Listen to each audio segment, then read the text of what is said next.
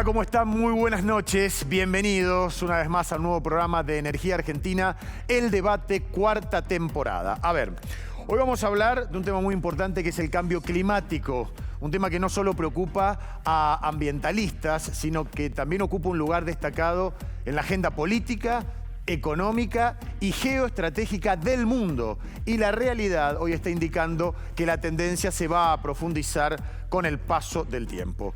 Cada vez hay más consenso que si no se para de modo urgente la contaminación, nos vamos a encaminar en pocas décadas a una catástrofe climática. Desde glaciares que se derriten a incendios desbocados, los estamos viendo permanentemente. A partir del reconocimiento de la lentitud en el accionar para mitigar el cambio climático, un conjunto de países responsables de cerca del 70% del Producto Bruto y de las emisiones de dióxido de carbono mundiales, ha decidido redireccionar sus objetivos y alcanzar emisiones neutras, o sea, cero. Esto para el año 2050, como forma de lograr el objetivo de largo plazo establecido en el Acuerdo de París. Y contaminar menos significa también cambiar la matriz energética. Vamos a debatir avances y escollos en la transición energética con el viceministro de Ambiente de la Nación, Sergio Federovisky, y con el economista especialista en innovación, Ignacio Peña. Así comienza Energía Argentina, El Debate. Bienvenidos.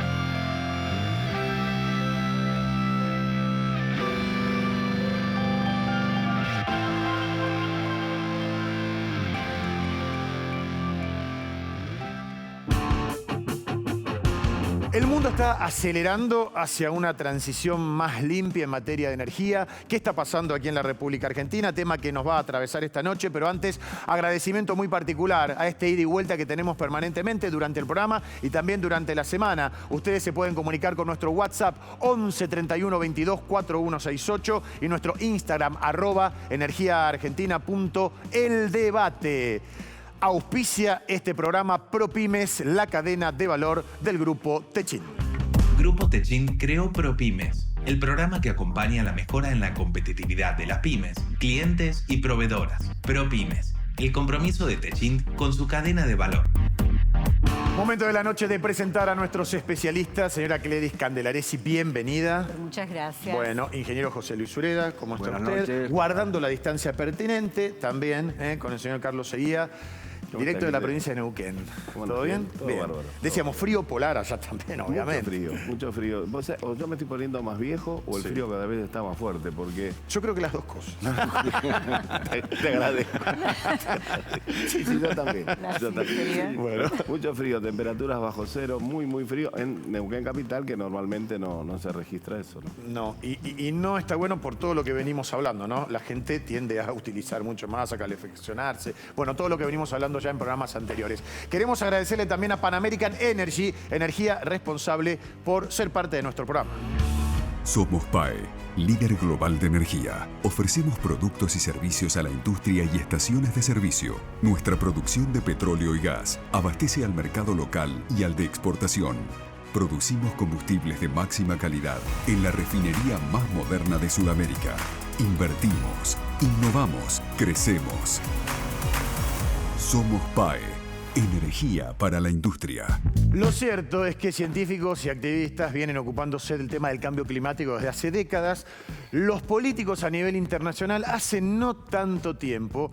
Nosotros tenemos la posibilidad, afortunadamente, de ser como una generación, los que tenemos 40 y pico, 50 y pico, de punto de inflexión. ¿Por qué? Porque los más chicos nos enseñan, ellos sí ya vienen con el chip, hablan de cambio climático, les interesa el medio ambiente, pero en realidad, ¿cuánto hemos completado orientado ese cambio? Creo, Gledis, que ni un 10%, ¿no?, hacia las energías limpias. Bueno, sé que preparaste placas para desarrollar y explicar con más detalles esto que hoy en día vamos a tratar, el cambio climático. Bueno, en primer lugar yo creo que nosotros tenemos acá una placa que pregunta colapso planetario o fin de la contaminación. Es un poco el dilema en el que hoy se debate el mundo, dando por supuesto lo siguiente, que efectivamente hay un fenómeno físico que es el del calentamiento global. La temperatura del planeta está aumentando y está aumentando, para no entrar en disquisiciones científicas o técnicas, producto de la contaminación. La contaminación es la que genera esa especie de capita que hace que el planeta vaya subiendo de temperatura. Ahora, Gledis, ¿los acuerdos internacionales han servido para algo? Bajo el paraguas de la ONU se han realizado reuniones, discusiones, se han producido documentos y ha habido principios de acuerdos que han involucrado a más de 190 países para desarrollar acciones que permitan evitar este fenómeno. Te voy a dar algunos datos que sirven para ilustrar dónde estamos parados hoy. Hace 10 años la temperatura media del planeta era de 0,7 grados centígrados por encima de aquella referencia de la era preindustrial. Hoy es de 1,2 grados centígrados. Y los acuerdos internacionales como el Acuerdo de Kioto de 1997 o el acuerdo posterior de París, ¿qué hicieron? Trataron de comprometer a las máximas jerarquías políticas de distintos países en acciones concretas para evitar que el mundo llegue en el 2030, por ejemplo, a 1 o supere 1,5 grados de temperatura. ¿Y cómo está Argentina? No está pasando nada, estamos muy, perdón, pero estamos muy mal, porque aún si se hicieran todas las acciones que posteriormente al año 2015 se comprometieron a realizar los países, y cuando hablamos de acciones hablamos de cambiar los modos de producir. Claro, cambiar matriz, cambiar formas. Cambiar formas de producción, tenés que cambiar patrones de consumo. Exacto. Y vos sabés que si eso no ocurre, hay algunas alteraciones en el clima que tienen también consecuencias económicas. Hubo acuerdos o compromisos que suscribieron los países en el marco de, por ejemplo, el Acuerdo de París del 2015. Si se suman esos compromisos, de todos modos, dentro de pocos años el mundo no solo no va a alcanzar, no se va a sujetar al tope de que la temperatura haya aumentado 1,5 grados. Hacia fin de siglo vamos a estar en los 3. ¿Qué ocurriría? Bueno, catástrofes, ahí sí catástrofes. Eso que vemos en las películas va a ser una realidad. Hay consenso de que la temperatura del planeta está subiendo y que eso tiene consecuencias en los patrones climáticos y por lo tanto consecuencias también económicas. Y además geopolíticas. Hablando de responsables, ranking de países contaminantes. Bueno, a ver, ¿quiénes son los principales responsables de la contaminación? Bueno, los países que alcanzaron un mayor nivel de desarrollo económico y por lo tanto industrial. Pero además que han utilizado métodos, básicamente formas energéticas que son absolutamente dañinas o de las más nocivas como el carbón. Tal cual. Uno se pregunta por qué el desarrollo tiene que ser directamente proporcional a contaminar el mundo, Es que yo creo que no hay una actividad humana que sea inocua, que no vaya de alguna manera a impactar en el planeta. La cuestión es virar hacia formas que sean por lo menos menos lesivas.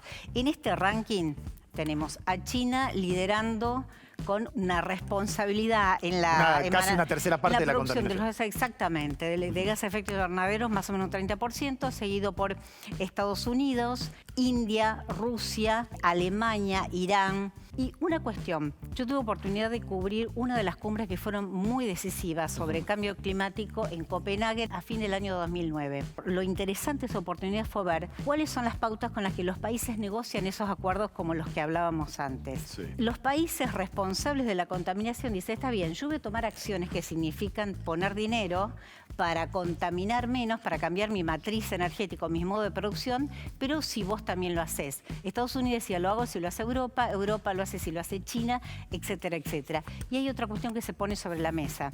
Los países ricos, que son los que más contaminan, ¿cómo van a contribuir para que los países más pobres, que aportaron menos en la contaminación. Vos recién me preguntabas sobre Argentina. Bueno, a ver, Argentina contribuye menos de un 1% de la contaminación global o de la generación de gases que producen el efecto invernadero. Eso no le exime de responsabilidades. No, claro. Esa es la realidad. Y después seguramente le vamos a preguntar a Sergio Federovisky cuál es la principal causa o motor de contaminación en la Argentina. Hasta hace un tiempo era la ganadería. El metano que producen las vacas. Increíble, porque hay mucha gente que no lo estaría relacionando, ¿no? Exactamente. Bien. Lo cual no significa que usar carburantes fósiles no sea también nocivo o dañino para el medio ambiente. Y por último, tenemos siempre cuando se apunta esto a cuidar el planeta y el clima, también se piensa en qué pasa con la matriz energética local. El carbón es lo peor, las energías verdes lo mejor. Pero Argentina tiene mucho gas, que es el carburante de la transición. ¿Qué tendremos que hacer? ¿Desarrollar Vaca Muerta? ¿Tendremos a quién venderle gas dentro de un tiempo si Vaca Muerta se desarrolla y se produce el boom? Yo creo que es algo para discutir en el transcurso del programa. Sin lugar a dudas, con una de las personas que más sabe sobre medio ambiente aquí en la República Argentina y que además es autoridad de gobierno, lo vamos a conversar en algunos minutos nada más. Gracias también a la provincia de Neuquén por acompañarnos en Energía Argentina.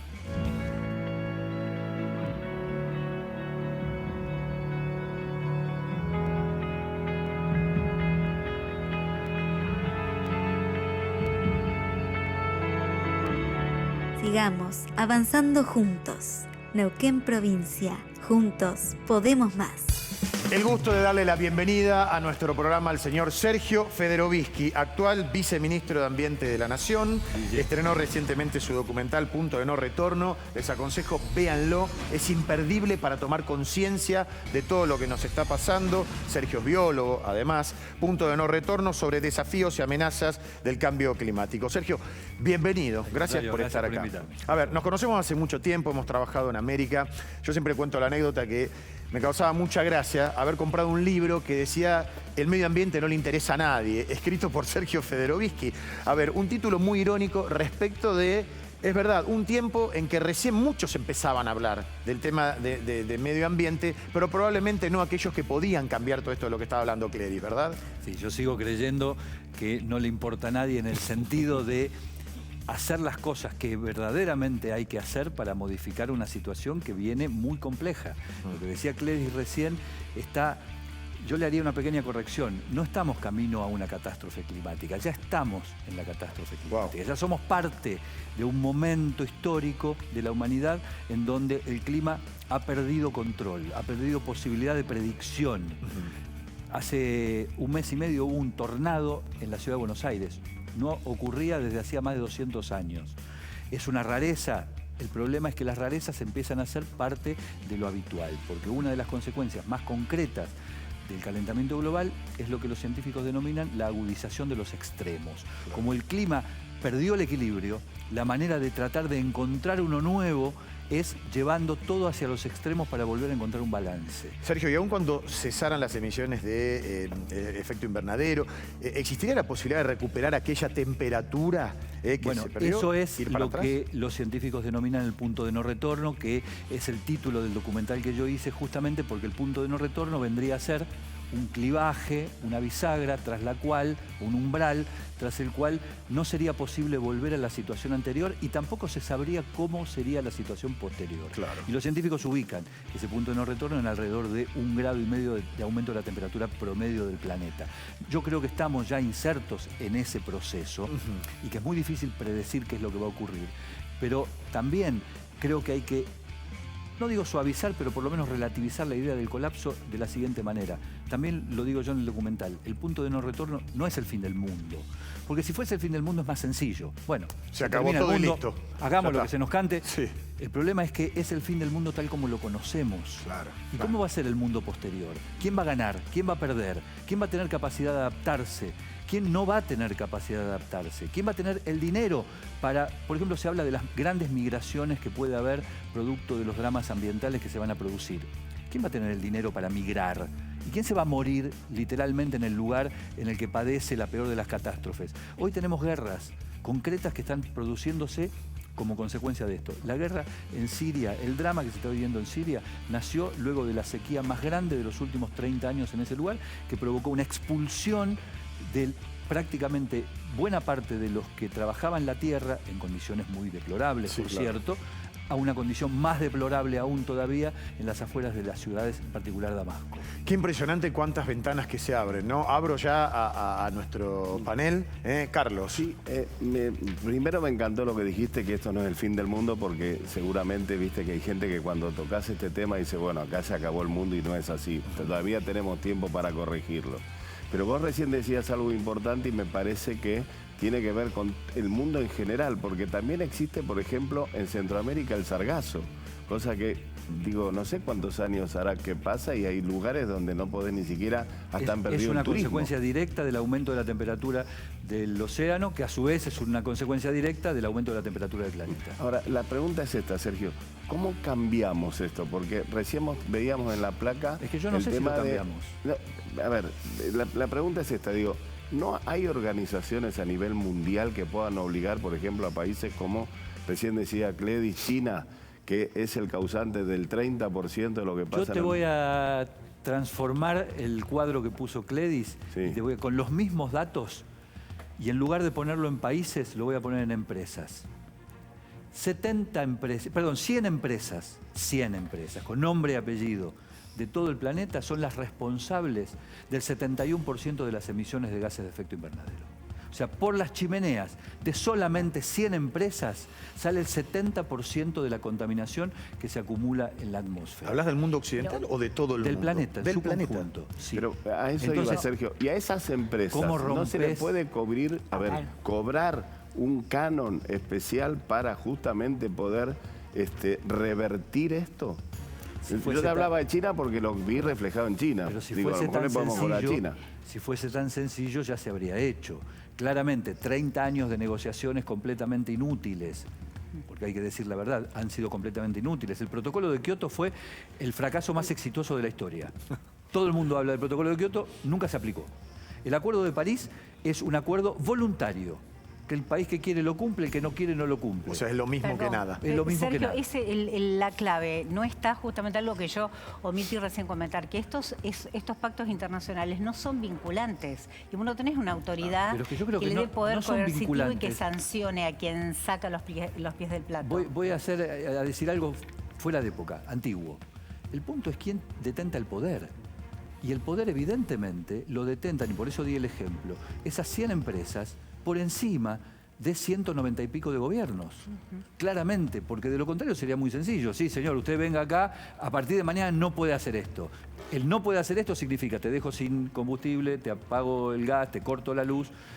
Estás Estamos- apuntando a quien detenta el poder real, no institucional. El poder real, ¿quién detenta el poder real? Claro. Sí, seguro. José Luis, Sí, yo tengo la sensación, coincido con buena parte, no con todo de lo que dice. está bien. ¿Estoy muy a la izquierda? ¿Eh? ¿Estoy muy a la izquierda? O yo muy a la derecha, una de dos. No.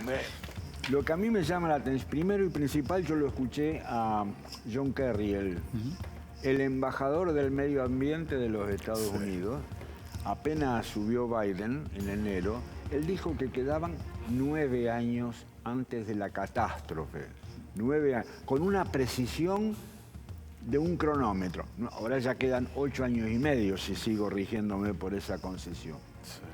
Pero por otro lado, lo que yo veo es que es como si la gente o los políticos estuviesen subiendo a los botes salvavidas del Titanic y en vez de solucionar el problema estuviesen discutiendo si se van a sentar en ventanilla o pasillo. Están en nimiedades, están inclusive en los intereses económicos que vos decías, lo cual es asombroso porque si va a ser tan desastroso, ¿qué es lo que estoy ¿Sabes defendiendo? cuál es el punto?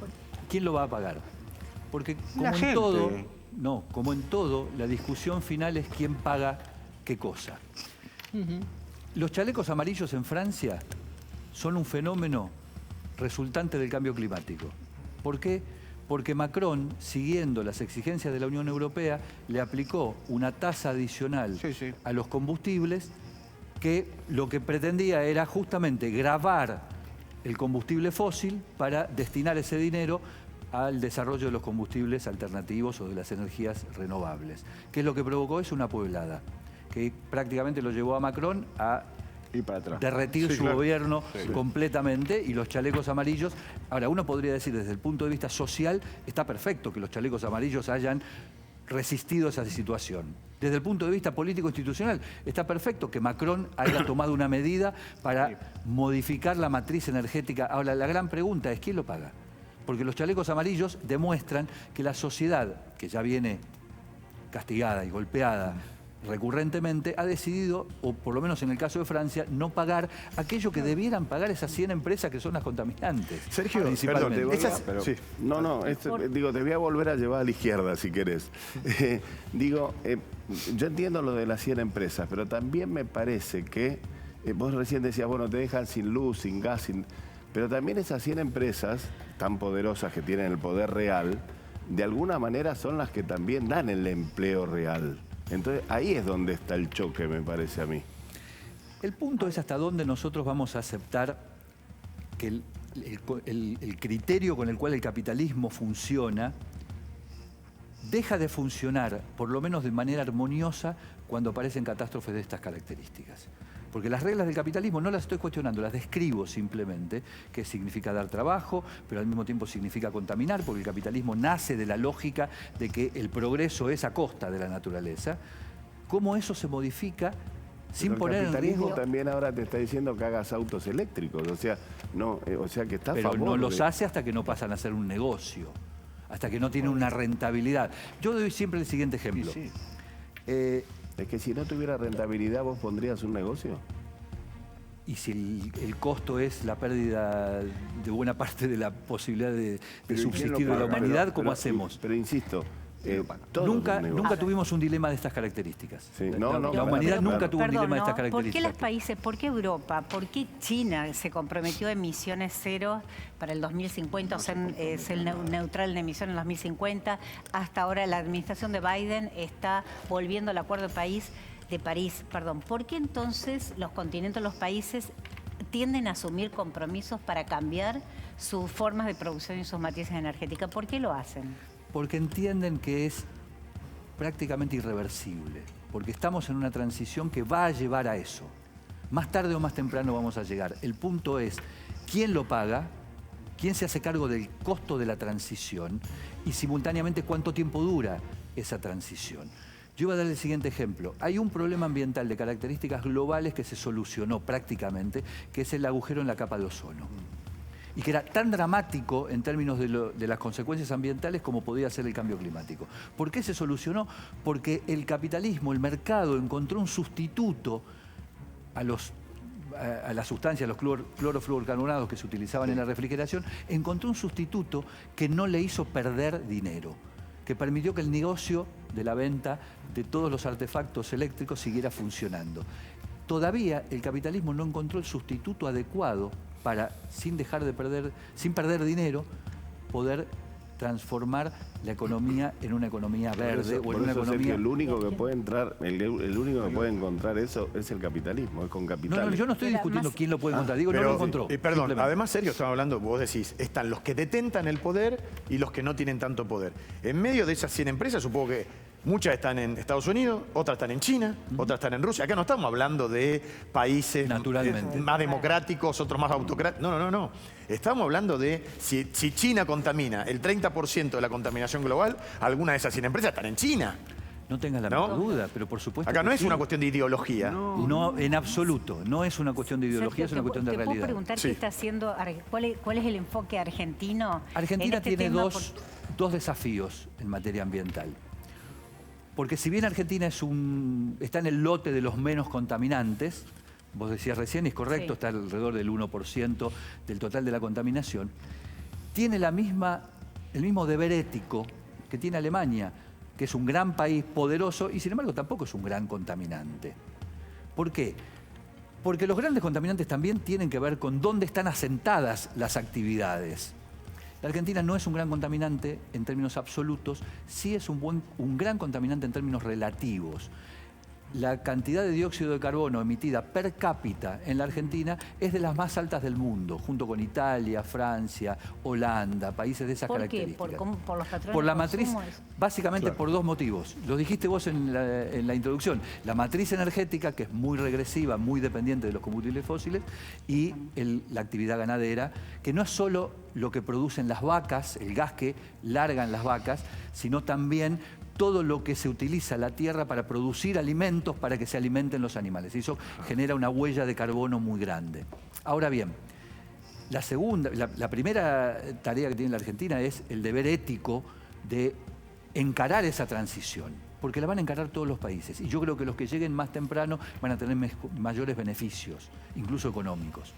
Pero la segunda tarea de la Argentina es más grave y más urgente porque la Argentina está en el lote de los países más damnificados por el cambio climático. Las consecuencias del cambio climático en territorios como la Argentina se van a sentir rotundamente como ya se están sintiendo. Vos decías antes los incendios forestales. Sí. Son una consecuencia directa del cambio climático. Las sequías cada vez más extensas son una consecuencia del cambio climático. Las inundaciones, la bajante que hoy estamos viendo histórica en el Paraná es una consecuencia del cambio climático. Por lo tanto, la tarea ahí urgente es la de la adaptación. ¿Cómo adaptamos? ¿Cómo adecuamos no solamente los lugares en los que vive la sociedad, sino también las actividades productivas a una realidad ambiental y climática muy distinta para la Argentina a la que conocimos en los últimos 100 años? Bueno, la verdad interesantísimo. Estamos acá para aprender todos. Algunos sabemos menos, otros saben más. Lo que digo es, punto de no retorno primero, ¿dónde lo podemos ver?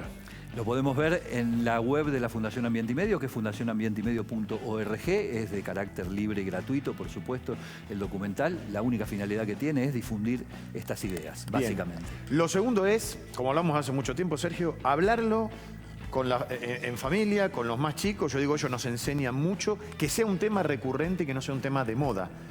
Porque acá estamos hablando de una catástrofe. Ustedes mencionaron catástrofe y vos dijiste, ya la estamos viviendo, no la vamos a vivir. Es así. La Argentina perdió en el año 2018 cerca de 8.000 millones de dólares por una sequía. Y en vez de andar diciendo, como se suele decir, uy, la peor sequía de los... uy, lo que no me tocó, uy. Claro. No, es este el escenario. ¿Cómo operamos en un escenario en el que probablemente cada 5 años tengamos una sequía de esas características? Argentinos a las cosas sería la conclusión. Efectivamente. Sergio, un gustazo haberte muchísimas tenido, gracias por haberme invitado. Muchas gracias. Tras la pausa muy cortita hablamos con otro especialista. El tema de hoy, el cambio climático relacionado con las energías. No se vayan.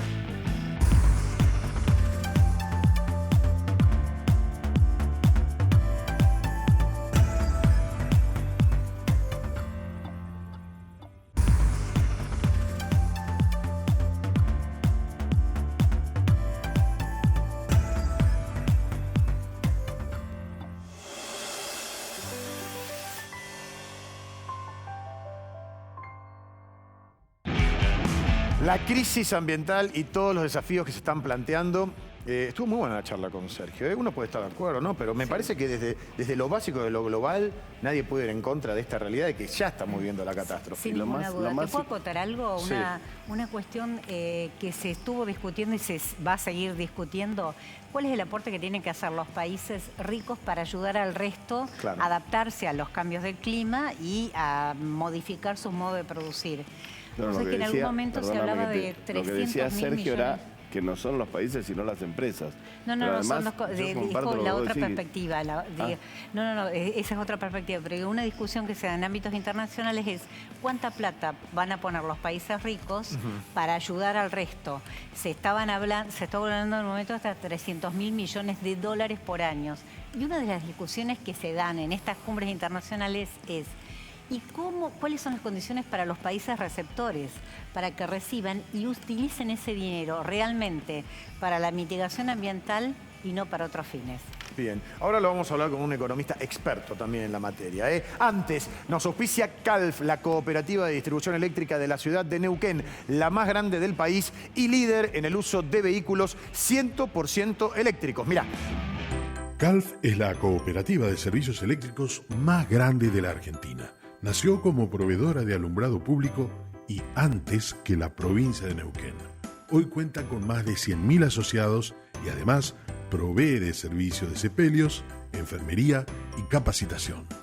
Calf, con vos. Bueno, vamos a darle la bienvenida, ahora sí, al economista Ignacio Peña. Él es especialista internacional en estrategia e innovación, profesor en Silicon Valley y en la Escuela de Negocios Wharton de los Estados Unidos, consultor de grandes empresas, startups y organismos internacionales como el Banco Interamericano de Desarrollo. Ignacio, el gusto de saludarte, bienvenido a nuestro programa. ¿Cómo estás? Muchísimas gracias, Guillermo. Muy bien, placer estar aquí con ustedes. Bueno, igualmente. A ver, de lo mucho que venimos hablando, no solo en este programa, sino a lo largo de todo este año, siempre uno de los temas es Vaca Muerta. Y nos preguntamos, ¿es Vaca Muerta el eje, la estrategia para que la Argentina salga adelante con referencia al tema energético? ¿Cuál es tu opinión? Mi opinión es que es una pésima idea. Creo que no es la salida, todo lo contrario, es un ancla atada al cuello de los argentinos.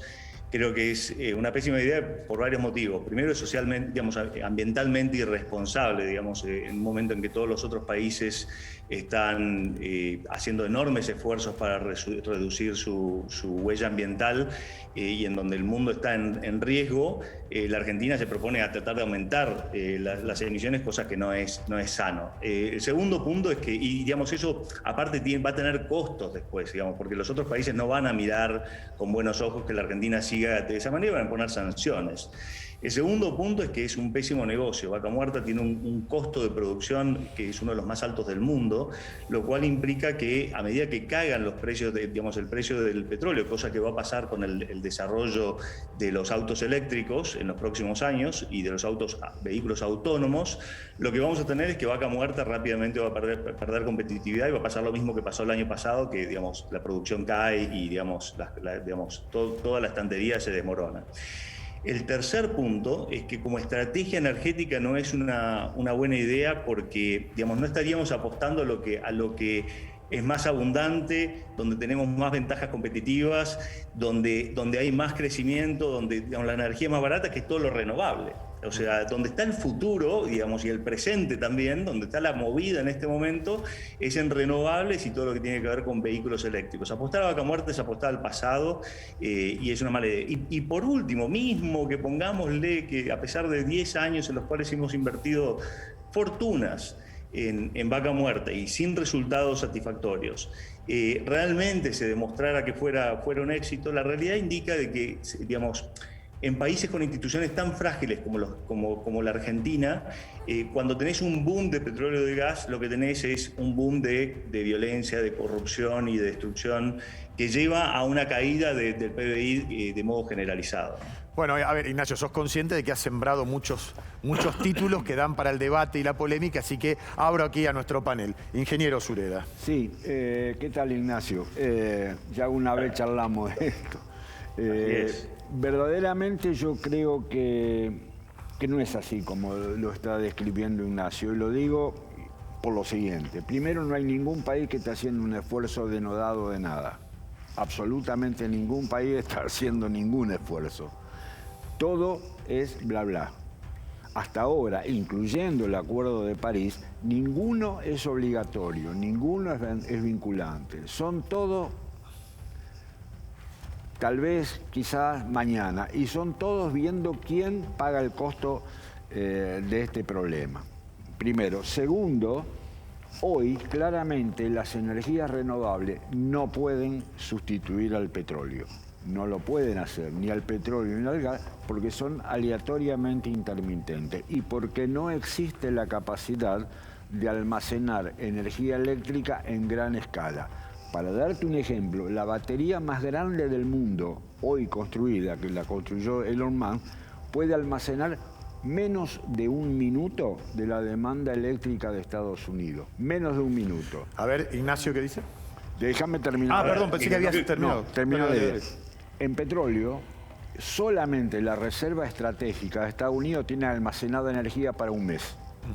Entonces, en la medida en que no exista la posibilidad de almacenar enormes cantidades de energía eléctrica, es imposible reemplazar energía firme por energía aleatoriamente intermitente. Imposible.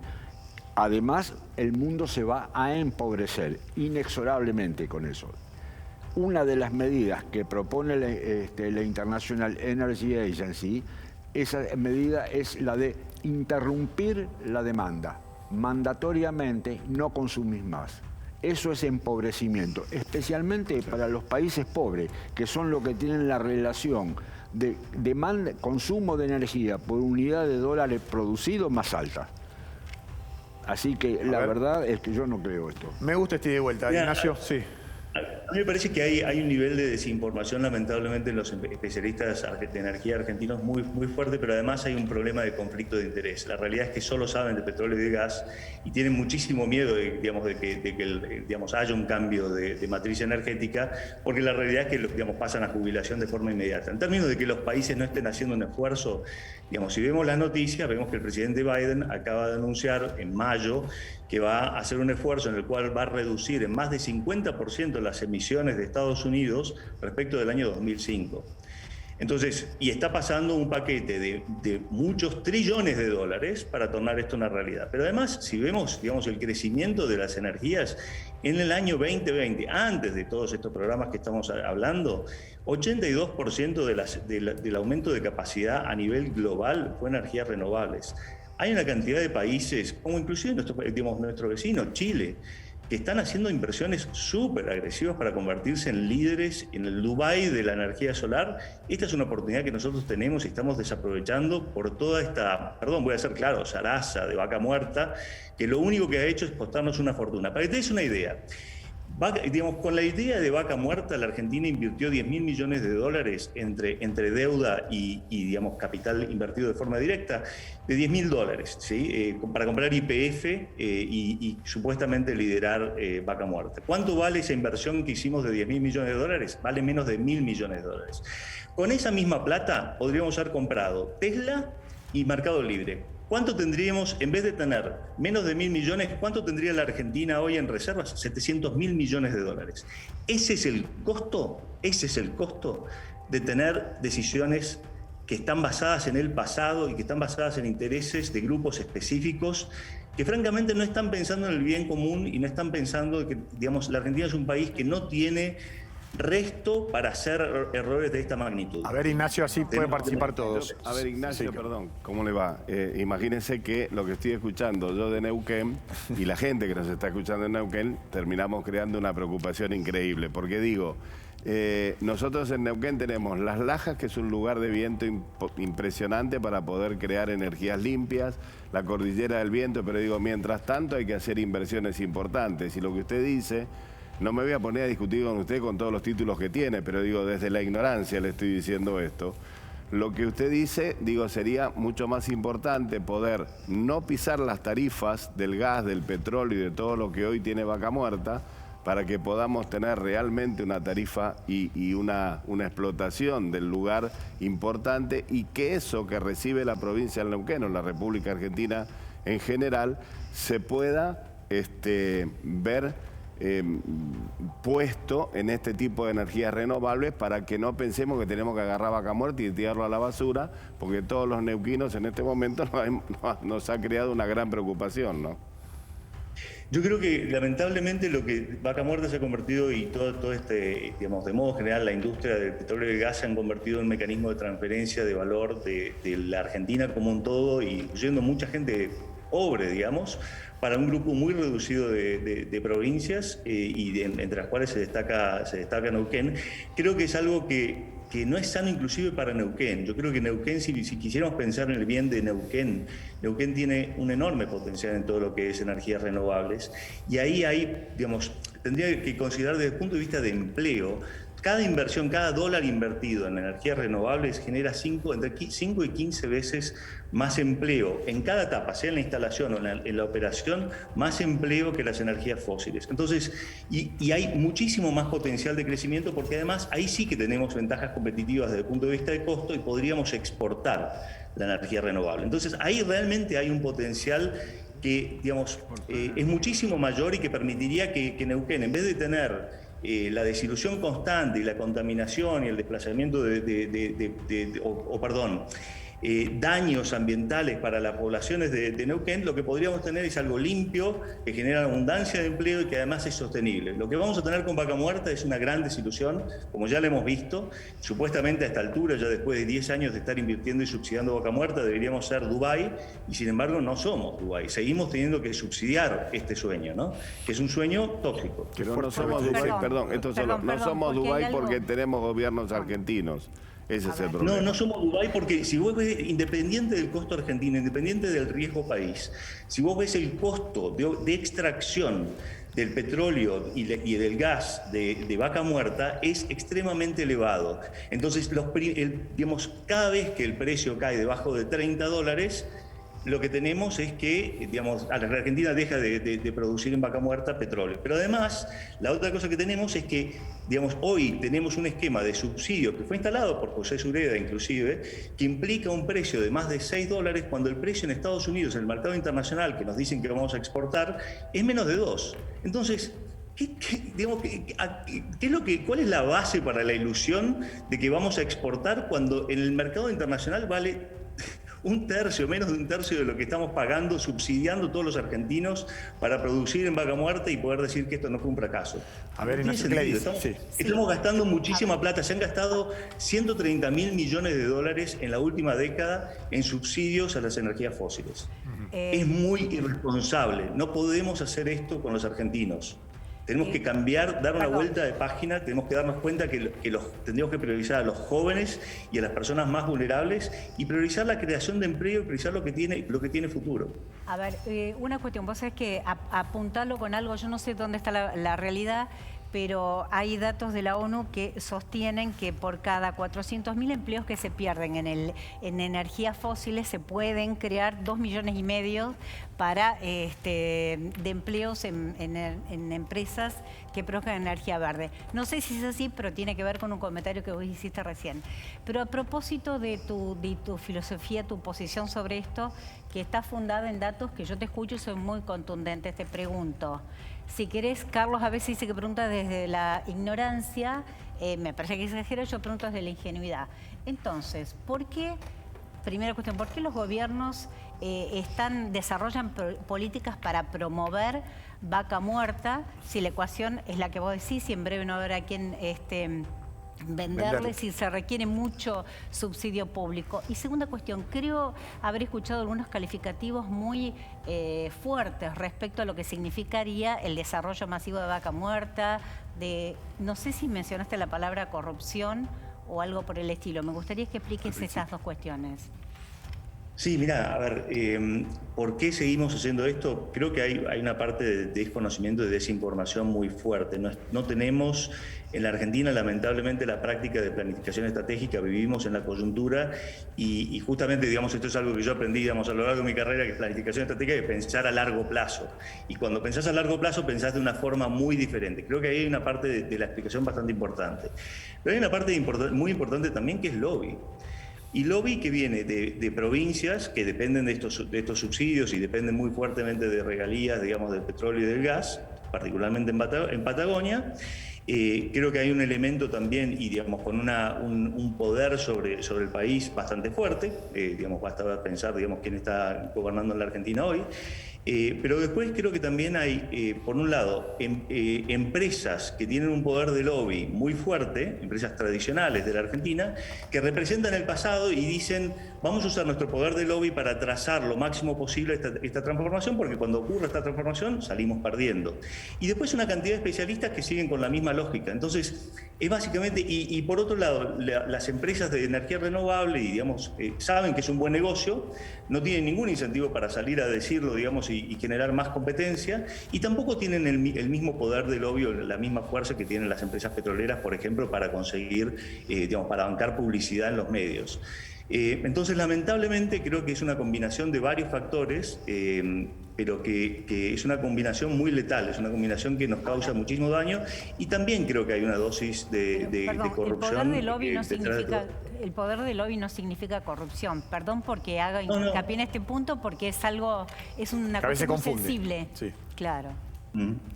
Bueno, a ver, tendríamos que analizar, por ejemplo, cómo fue el tema de la compra de YPF por el grupo Esquezani y después cómo fue la venta por parte de ese grupo, o mejor, cómo fue la nacionalización de YPF y qué es lo que hay detrás de todo eso, por ejemplo, ¿sí? O por qué es que se invirtieron miles de millones de dólares en pozos verticales cuando sabemos que todo el mundo sabe que esos tendrían que ser horizontales.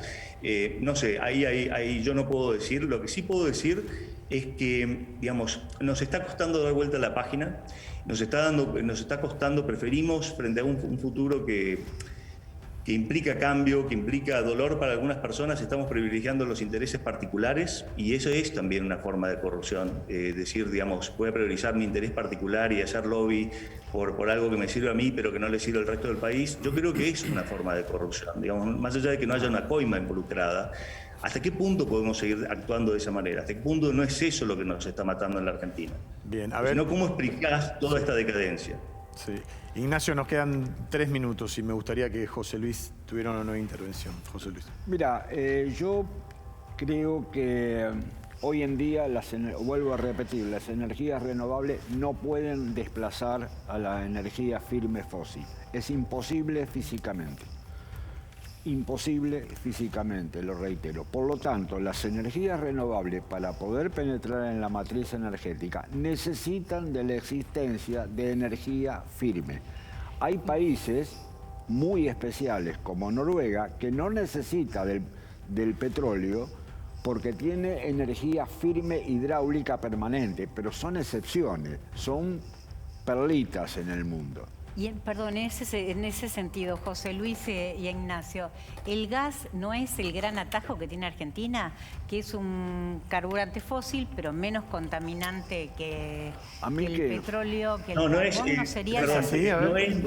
Eso también es una mentira, Lo que han hecho ahí con respecto a eso fue decir, hay una combinación de varios factores, pero básicamente eso vuelve atrás a un informe de Estados Unidos del año 2015, si no me equivoco, pero después de eso se rectificó y se vio de que cuando consideras toda la cadena de gas es tan contaminante como el carbón. O sea que está clarísimo que el gas no es el futuro. Pero fíjate lo que están haciendo las empresas grandes. Las empresas grandes, Shell, Total, etcétera, o inclusive la de Dinamarca, están haciendo apuestas muy fuertes para salir en los próximos años del petróleo y del gas. Y respecto a lo que decía José de que no es posible ir a 100%, mirá, primero, yo esto lo verifiqué con especialistas de Estados Unidos que se dedican exclusivamente, me pasaron 1.200 páginas de informes que muestran que esto es posible, y sobre esa base Estados Unidos está invirtiendo trillones de dólares, o sea, billones en nomenclatura argentina, detrás del conocimiento de que sí es posible. Quedó muy claro, sí. Se puede estar de acuerdo o no, pero las dos posturas, ¿no? Tienen sus criterios, para algunos serán lógicos, para otros no tanto, pero nos parece muy bueno tu aporte y que hayas estado en el programa aquí en Energía Argentina. Muchísimas gracias, un placer. Gracias. Ignacio Peña, economista con nosotros, dando otra mirada que por supuesto genera polémica, pero también de esto se habla en el mundo cuando hablamos de energías. ¿Y qué hacemos los argentinos con el tema del cambio climático? ¿Cuánto sabemos de lo que está pasando? Testimonios.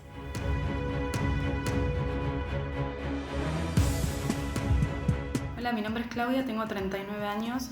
No considero que sea un mito el cambio climático, creo que como especie lo vamos profundizando todos los días. Personalmente tengo una tienda consciente en Palermo desde hace un año y me ayudó mucho a cambiar hábitos. Trato de no consumir envases de plástico en general con todas las cosas que uso. Y acá en la tienda usamos bolsas biodegradables para fraccionar nuestros productos. Ese es mi cambio y es en lo que por ahora puedo aportar, espero seguir avanzando. Buenas. Obviamente consideramos el cambio climático una problemática real en mi casa y la manera con la cual buscamos prevenirlo, por más pequeña que sea, es la de todos los plásticos que utilizamos los limpiamos, los guardamos todos juntos y luego los llevamos a centros verdes en los cuales son reciclados. Me llamo Damián, tengo 25 años. No creo que hayan dudas de lo que está haciendo el cambio climático en el planeta. Creo que hay que hacer 3 cosas. Exigirle al gobierno visibilizar los problemas, exigirle que ataque los problemas de raíz, que es el modelo de consumo que tenemos, y movilizarnos. Si no lo hacemos nosotros, no lo va a hacer nadie. Es muy necesario por el futuro de todos, de nosotros, de nuestros hijos, de nuestros nietos y de toda la civilización.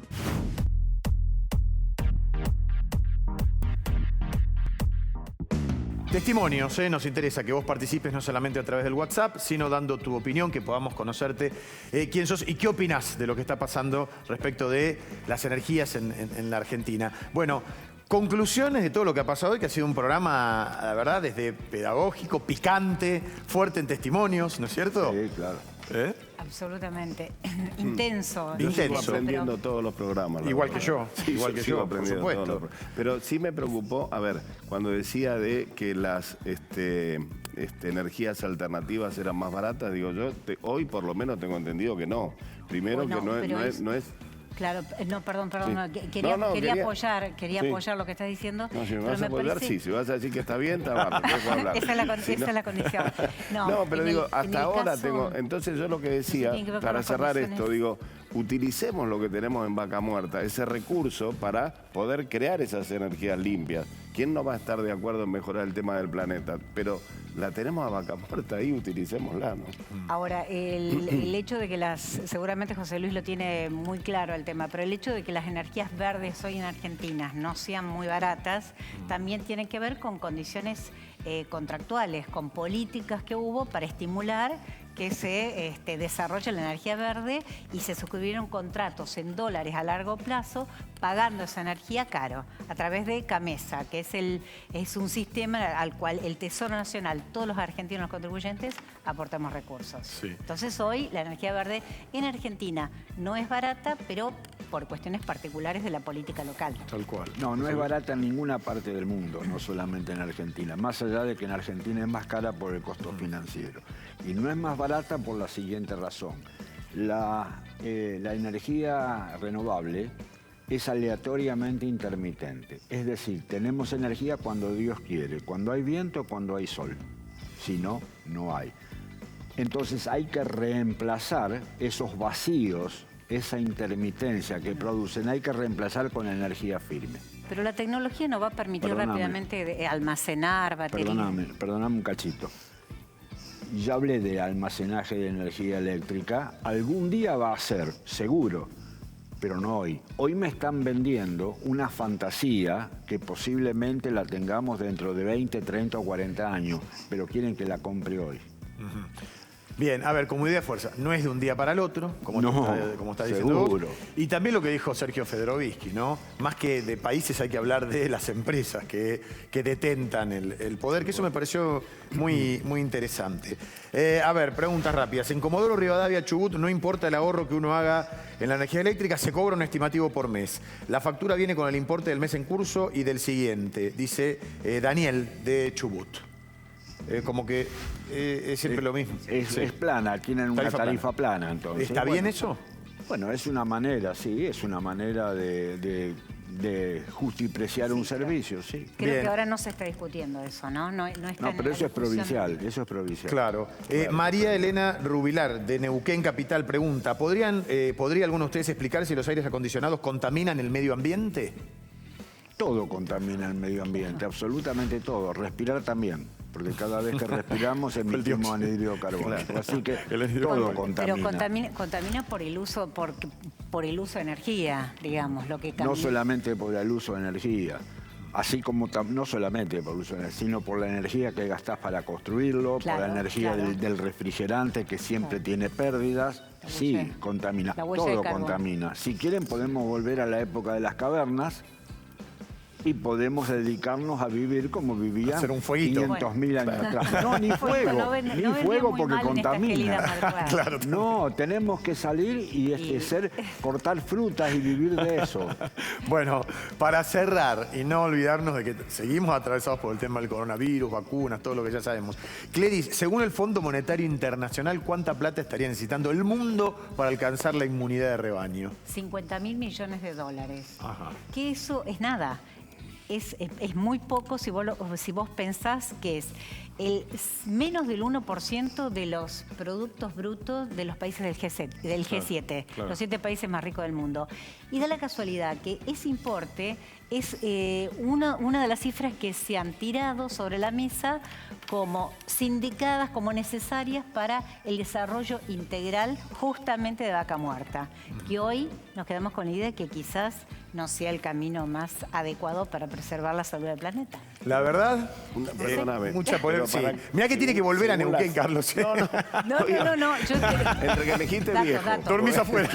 No. Tajo, la verdad. Digo, perdóname, pero según que sepa, porque ahora todos los días... es que todos los días aparece una cepa diferente. O sea, habría que ver de qué estamos hablando para invertir esa cifra, ¿no? Por supuesto que toda la información es absolutamente dinámica, es un cálculo muy global que solo sirve de referencia. Y pero además, no hace falta tanta plata. Respecto de lo que hoy está pasando. Es verdad lo que vos decís. Pidámosela a los chinos mejor, dejá Vaca Muerta como está.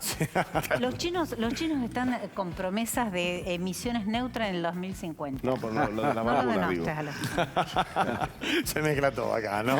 Sinopharm, contaminación. Bueno, dejamos un poco a China en paz, arrancamos la semana. Gran programa el de esta noche. Gracias por habernos acompañado. Podés seguir comunicándote con nosotros a través de nuestro WhatsApp 11 31 22 4168. Y agradecimiento a ID Makeup. Podés encontrar sus productos en idmakeup.com. Gracias por haber estado de ese lado acompañándonos en esto que es Energía Argentina, el debate. Hasta el próximo domingo. Chau.